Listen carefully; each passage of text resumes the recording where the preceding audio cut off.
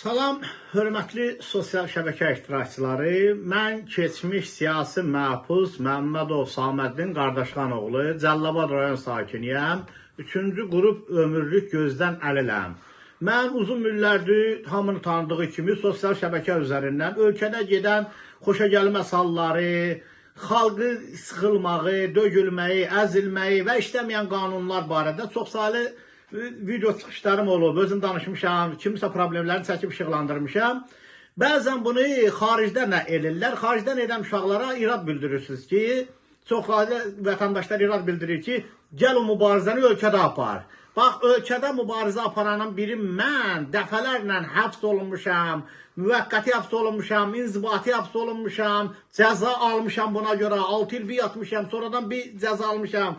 Sonuncu aldığım cəzanın 2 il 8 ay şərti olaraq cəza almışam. Onu da 2020-ci ildə sıxmışam. Mən 4 ildir o cəzanı qutara bilməyim. Yəni ayağımdan silinib getməyim. Gah deyirlər hakimin yadından çıxıb otaqda qalıb, gah deyirlər nə bilim nə olub. Axır son bu ermənilərə verilən amnistiyadan mənə də düşüb 6 ay.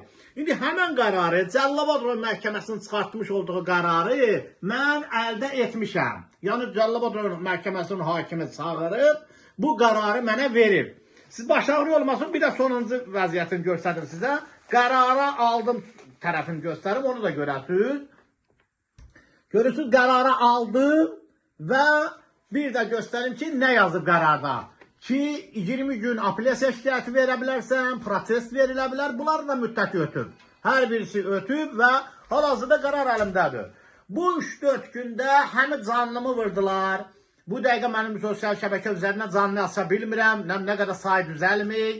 Təzədəndən başqa bu profilu yükləmişəm, asmışam, ondan da canlı asa bilmirəm. Hələ adam sayı azdır.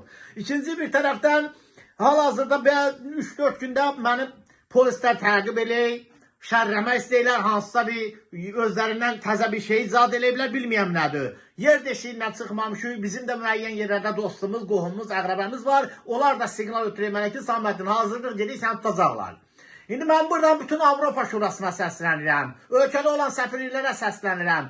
Bu günləri 1 saat bundan qabaq təzədən Cəlilabad rayon məhkəməsinin provasiya şöbəsi zəng edir ki, gəl amnistiya qərarını götür. Mən götürmüşəm də bu qərarı. Qərar məndədir, ayın 19'una götürmüşəm. Keçən ayın 19'u götürmüşəm. Məni yenidən alladım, indi oraya aparırlar. Bax, buradan durub gedirəm ora. Yəni, Cəlilabad zəng edir ki, mən polis göndərməmiş, dubura gəl. Mən gedirəm ora, yəqin ki, məni bugün həbs edəcəklər.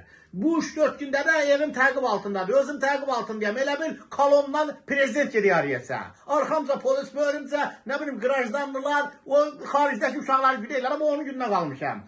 Azərbaycanda olan Avropa Şurasının daimi nümayəndəliyinə deyirəm. Avropa Şurasının Azərbaycanda səfirliyinə müraciət edirəm, qardaş. Buradan azad mətbuat mümkün deyil.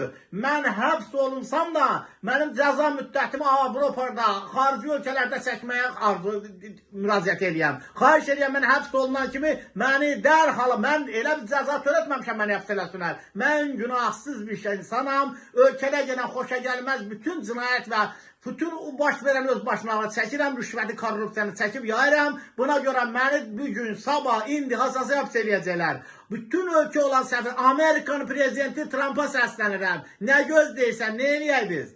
Mən nə eləyəm, uşağımı tuturlar deyəm, qanunsuz tutsan. Anam öyle deyəm, bu niyə öldürəysən, qoyma sən müalicə eləyəm. Və buna görə də bütün səfirlərə müraciət eləyəm, mənə sığınacaq versinlər.